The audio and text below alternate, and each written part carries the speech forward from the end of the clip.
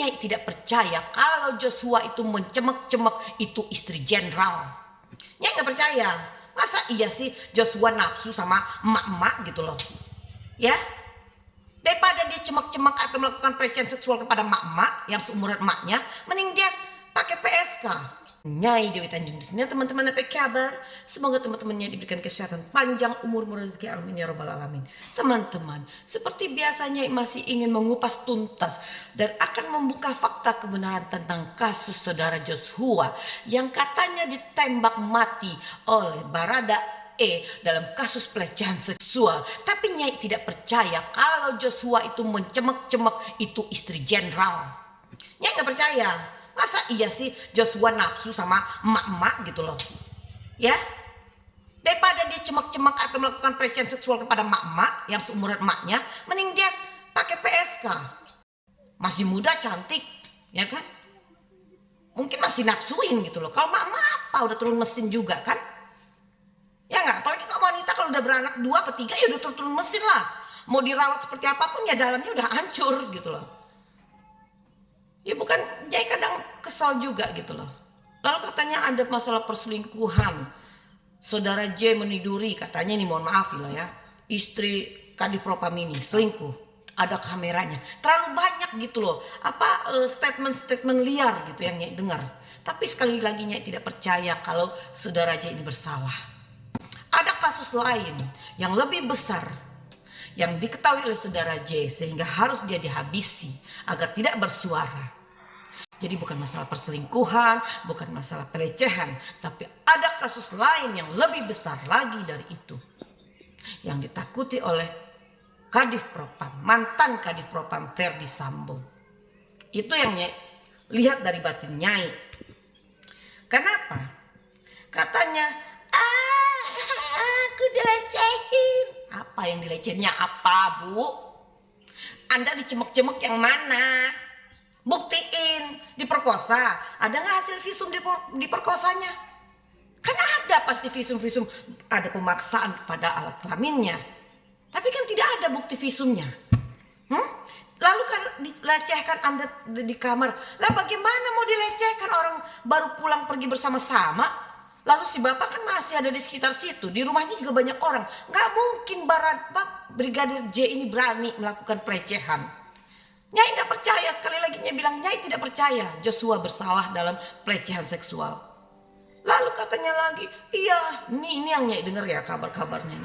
Ya karena dia itu ini kurang ajar sama istri komandan. Bagaimana dia mau kurang ajar sama istri komandan?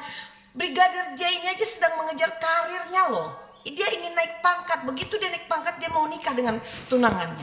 Nggak mungkin dia mau melakukan sesuatu yang aneh-aneh.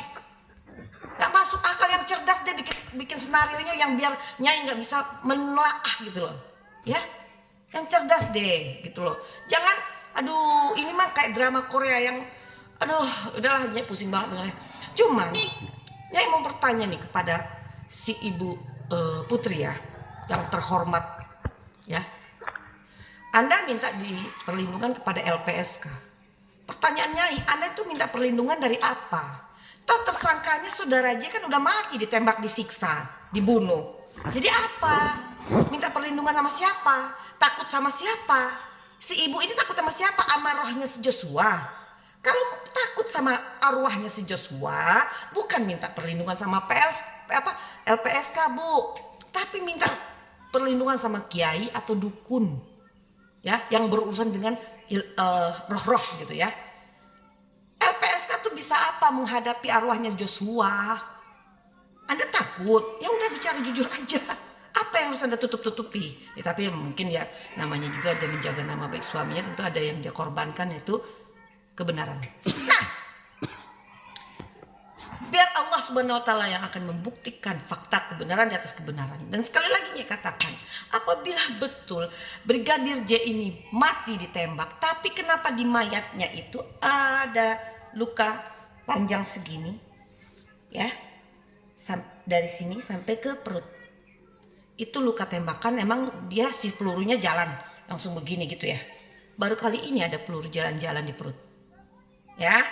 Lalu ada lagi luka sayatan, luka di sini itu sudah dijahit juga. Benjol di sini, benjol di sana, tangannya remuk. Nyai punya videonya, tapi bukan di handphone Nyai. Nyai lihat di sebuah handphone seseorang yang sangat dipercaya dan itu ada di lingkungan si kepolisian sendiri.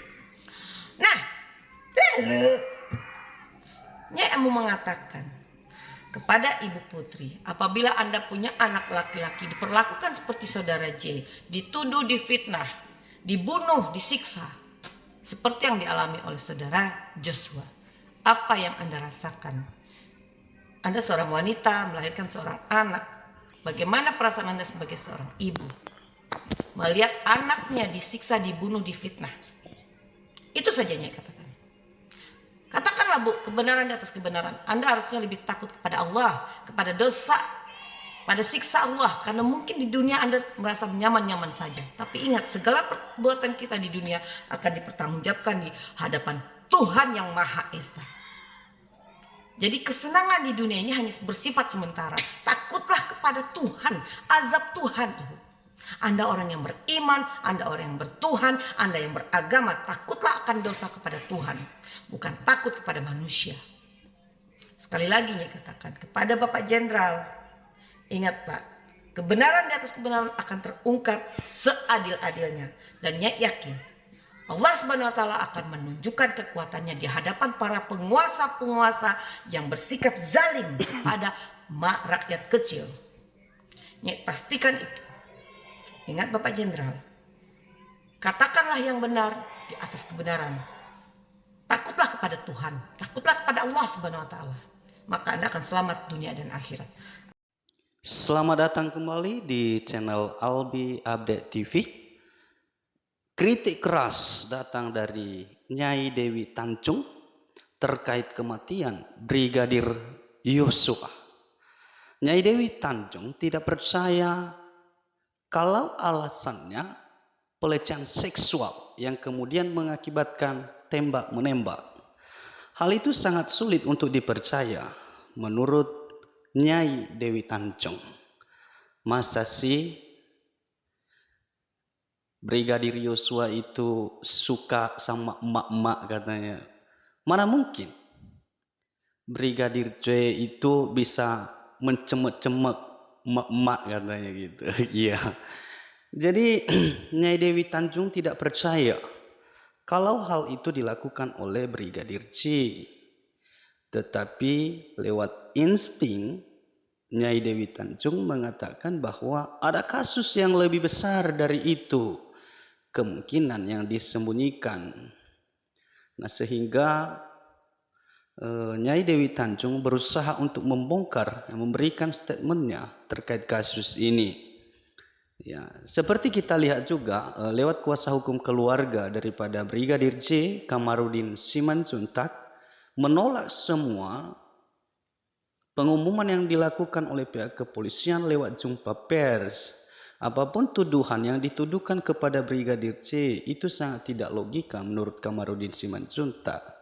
Dan juga bukan hanya sekedar dia memberikan spekulasi, tetapi dia membawa alat bukti bersama tim pada saat mereka melaporkan kepada Mabes Polri ya semua yang menurut mereka banyak kejanggalan-kejanggalan.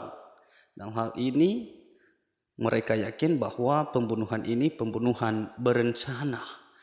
Nah, ini yang kemudian membuat juga kita masyarakat Indonesia tidak percaya apapun yang saat ini dilakukan oleh pihak kepolisian. Tetapi kita percaya bahwa Polri bisa mengembalikan marwahnya, bisa memberikan kembali kepercayaan kepada masyarakat dengan jujur dan transparan terkait kasus Brigadir J ini.